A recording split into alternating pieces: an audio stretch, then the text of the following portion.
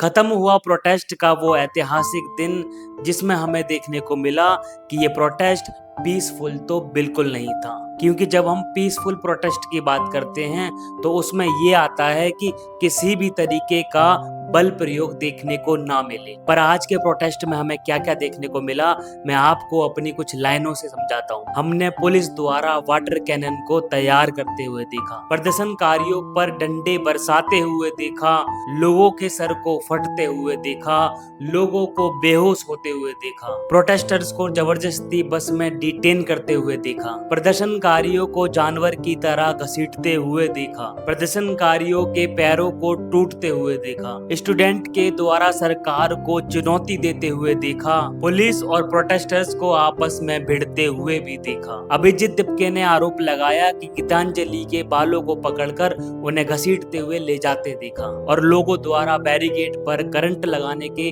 आरोप लगाते हुए देखा और प्रोटेस्टर्स के द्वारा उन्हीं बैरिकेड को नीचे गिराते हुए भी देखा। पुलिस को आंसू गैस के गोले चलाते हुए देखा, किसी को रोते देखा तो किसी को बिलखते देखा, किसी को अपना घर याद करते देखा, सोनम जी के प्रोटेस्ट ज्वाइन करने की न्यूज को सुनते देखा और इसी बीच पार्लियामेंट का एक सत्र होते हुए देखा जहां पे मल्लिका अर्जुन द्वारा सरकार पर सवाल उठाते हुए देखा, सीजेपी के स्पोक्स पर्सन को जेपी नड्डा से मिलते हुए देखा तो किसी ने स्टूडेंट के लिए पुलिस द्वारा बंदूक लाते हुए देखा, लोगों को अपनी भावना व्यक्त करते हुए उनके हाथों में पोस्टर को लिए हुए देखा, दिल्ली के कनॉट प्लेस को जंग का मैदान बनते हुए देखा, इस प्रोटेस्ट को शांति का पैगाम बनते देखा और जंतर मंतर को प्रोटेस्टर्स का सैलाब बनते देखा और जिन्होंने प्रोटेस्टर्स को मारा उनके लिए तालियों द्वारा सम्मान करते हुए देखा और लास्ट में पुलिस द्वारा सफाई देते हुए भी देखा,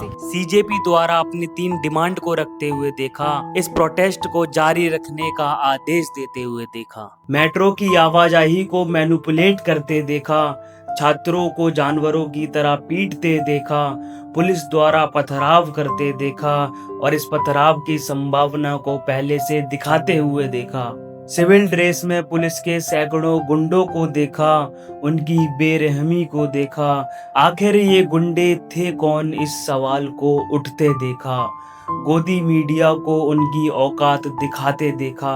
एक बच्ची को अपने सिक्योर भविष्य की गुहार लगाते देखा। और अगर इस प्रोटेस्ट में मेरी आंखों से कुछ ओझल हुआ तो मेरी आंखों ने धर्मेंद्र प्रधान का इस्तीफा होते हुए नहीं देखा। मैं उम्मीद करता हूँ इस प्रोटेस्ट को ऐसे ही चलाया जाए जैसा कि अभी तक चलता आया है, पीसफुल और डेमोक्रेटिक तरीके से। अगर आपको लगता है आवाज में कमी है तो हमें आवाज बढ़ानी पड़ी ताकि मैं भी गर्व से कह सकूं कि मेरे छोटे से सहयोग ने इस पूरी शिक्षा व्यवस्था को बदलते हुए देखा। जय हिंद, जय भारत।